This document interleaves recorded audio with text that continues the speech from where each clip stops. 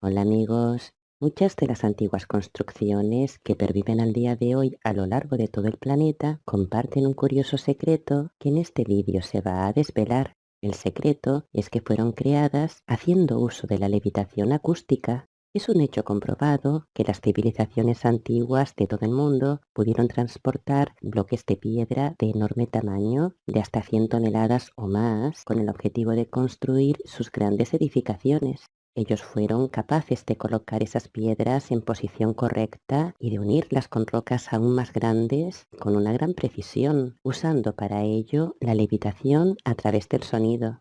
La idea de mover la materia de una manera rápida y precisa es muy antigua, aunque esto funciona principalmente en determinados lugares, porque desde hace mucho tiempo se sabe que la Tierra posee unos patrones geométricos de energía electromagnética que la atraviesan, creando vórtices donde se cruzan varias de estas líneas de energía. Justo sobre estos vórtices fueron construidas pirámides y las diferentes estructuras antiguas que de esta manera podían hacer uso de esa energía con diferentes objetivos, como era abrir portales de teleportación o hacer levitar las piedras para crear sus enormes construcciones. Si echamos un vistazo a Baalbek, en el Líbano, encontramos el templo de Júpiter, el cual contiene tres de las piedras más grandes del mundo, enormes rocas que pesan unas 1000 toneladas cada una. Y algo similar sucede en Bolivia, en concreto en Pumapunku, el cual contiene algunos de los bloques de 100 toneladas más intrincados de todos. Y si viajamos a África, en concreto a Egipto, encontramos la Gran Pirámide, la cual contiene una asombrosa cantidad de 2,3 millones de bloques. Tal es así que el peso de la pirámide se estima en casi 6 millones de toneladas. Algunas de las piedras de granito más grandes se encuentran situadas en la Cámara del Rey y pesan entre 25 y 80 toneladas cada una.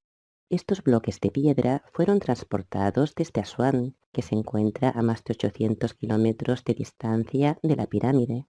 En cuanto a la manera en cómo lo hicieron, según el historiador griego Herodoto, los egipcios poseían el conocimiento de los dioses sobre cómo hacer flotar enormes bloques de piedra caliza con el fin de construir la Gran Pirámide de Giza.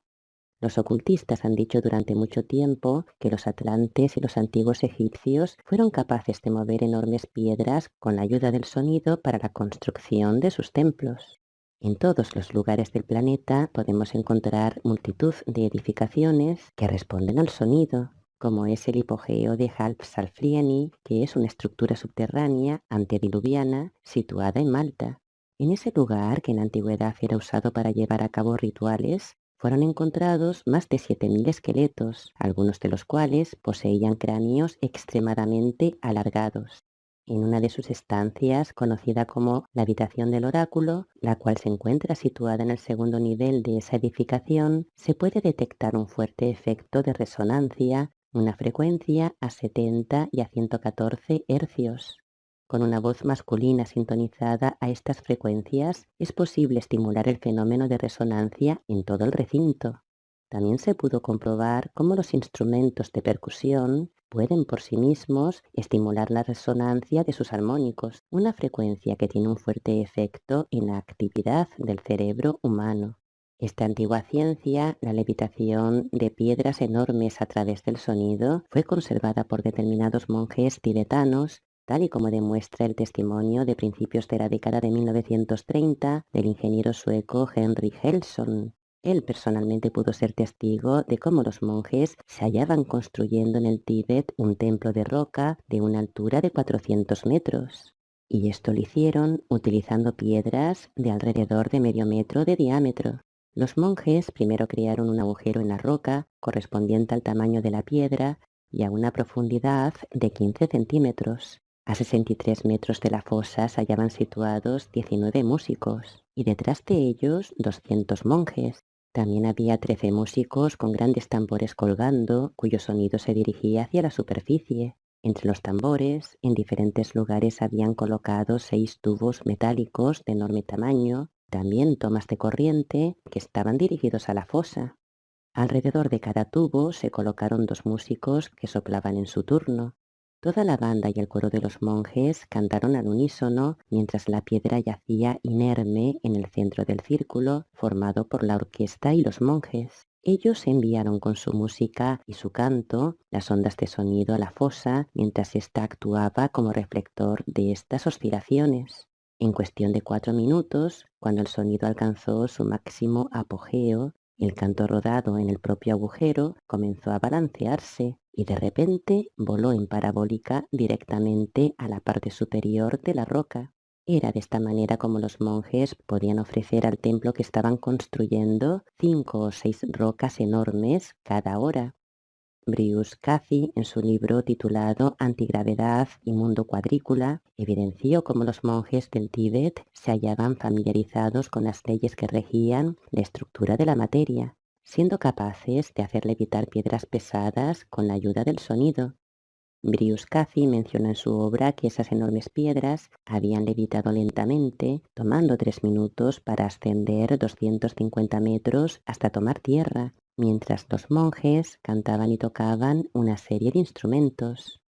Pero existen testimonios no solo en el Tíbet, sino en todos los lugares en donde se encuentran estas construcciones, lugares que mantienen antiguas leyendas que aseguran que estas edificaciones fueron construidas por los dioses.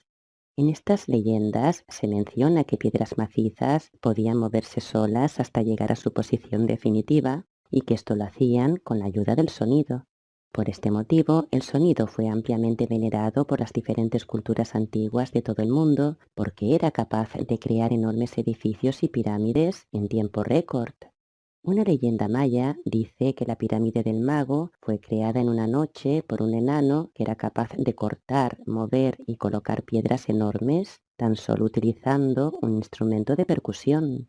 Y algo similar sucedió en la construcción de la muralla que rodeaba la antigua ciudad de Tebas, en donde también intervino el sonido para la levitación de las piedras. Esto es lo que se menciona en la mitología griega, en donde se dice que Anfión, hijo de Zeus, fue instruido por Hermes en el arte de tañer la cítara, y se cuenta que de tan buen arte hacía muestra que en la construcción de la muralla de Tebas, mientras que Ceto hacía uso de su capacidad física, Anfión simplemente tocaba la cítara, de manera que las piedras le seguían y se colocaban en su sitio. Las leyendas relacionadas con la construcción de otros antiguos enclaves como Stonehenge también hacen alusión a cómo las enormes piedras fueron en su momento transportadas desde largas distancias con la ayuda de la levitación, y que esta levitación se producía gracias al sonido, a la vibración.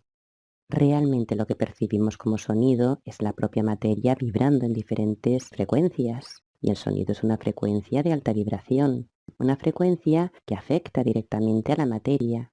Un ejemplo lo tenemos en la voz de un cantante de ópera que al entonarla a la misma frecuencia que el cristal hace que éste se rompa, porque según las leyes de la física, dos frecuencias iguales se anulan.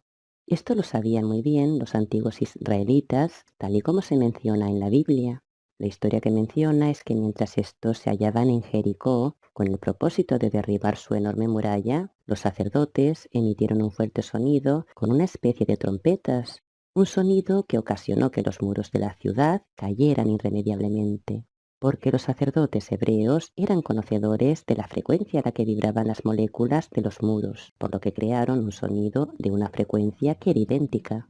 Este curioso fenómeno de la levitación de la materia no solo se circunscribe a historias pasadas, sino que en el momento presente se han reportado multitud de casos de piedras que levitan.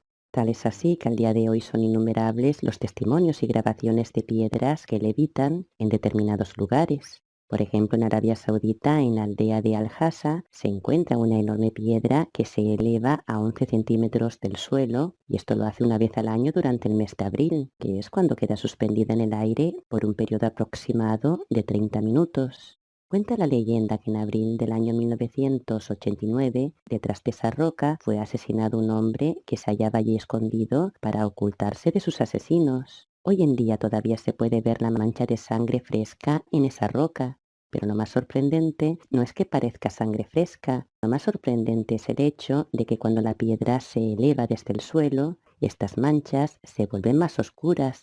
Además, la roca se torna más fría y húmeda. Aunque intentaron en varias ocasiones quitar la mancha de sangre, sin embargo, después de un tiempo, esta vuelve a aparecer en la misma forma, de manera automática.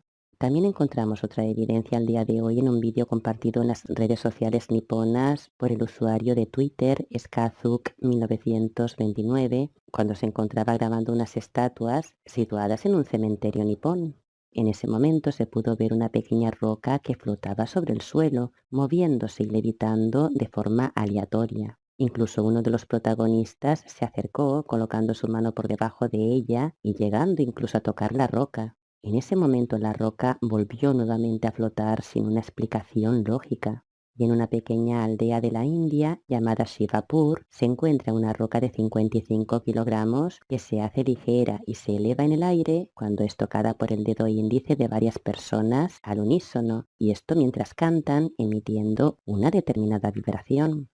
El lugar es una pequeña mezquita musulmana, la cual se halla situada en un pequeño prado donde se encuentra un enorme guijarro de granito. Frecuentemente un barbudo sacerdote musulmán se sienta en las gradas y lee el Corán.